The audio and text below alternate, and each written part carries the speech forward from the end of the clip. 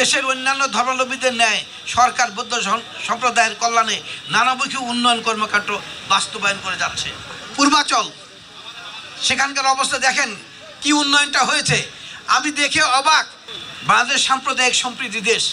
বঙ্গবন্ধু স্বাধীনতার পরে ৭২ সালে কিন্তু সংবিধান রচনা করেছিলেন, সেখানে উনি আমাদের সেই দায়িত্বটা দিয়ে গিয়েছেন, সংবিধানে উল্লেখ করেছেন অসাম্প্রদায়িক বাংলাদেশ।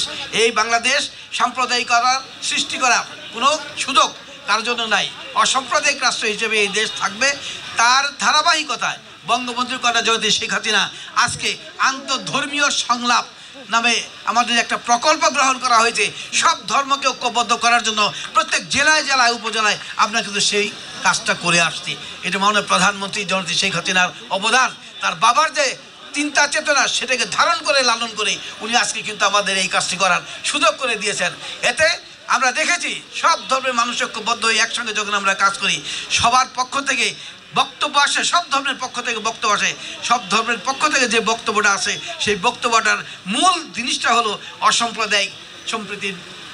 অসাম্প্রদায়িক বাংলাদেশ, সম্প্রীতির বাংলাদেশ গড়ে তোলার জন্য।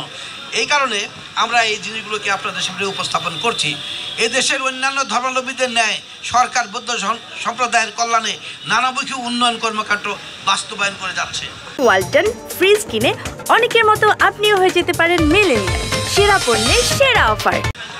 আমি তাই আজকে এই জিনিসটাকে সামনে রেখে আগামী দিনের ভবিষ্যৎ যাতে সুন্দর হয়, সফল হয় এবং সার্থক হয়, তার জন্য ঐক্যবদ্ধভাবে আমরা সবাই কাজ করছি। মানে প্রধানমন্ত্রীর নির্দেশ আমরা পালন করতে চাই। আপনারা ঐক্যবদ্ধভাবে সেই নির্দেশ পালন করে দেশকে গড়তে চাই। যে কারণে বিগত 15 বছরে এই বাংলাদেশের অসামান্য উন্নয়ন, যেটা কল্পনা করা যায় না।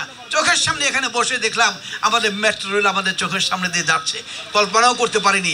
10 বছর আগেও চিন্তা করেছি, দেশের বাইরে যখন গিয়েছি যে আমরা বাংলাদেশ কোথায়। আর আজকে যদি আপনারা যান সেই আমাদের পূর্বাচল সেখানকার অবস্থা দেখেন কি উন্নয়নটা হয়েছে, আমি দেখে অবাক। যখন আমি বরিশালে গেলাম গত কয়েকদিন আগে, সেদিন দেখলাম ভাঙ্গার চেহারা আমি চিনতে পারতেছি না। যে ভাঙ্গায় গত 5 বছর আগে 1 কাপ চা খাবো তার দোকান পাইনি, এক জায়গায় দাঁড়িয়ে তারপর বলছিল ভাই 1 কাপ চা বানিয়ে দো, দাঁড়িয়ে 1 কাপ চা খেয়েছিলাম। নাস্তা করার কোনো জায়গা ছিল না।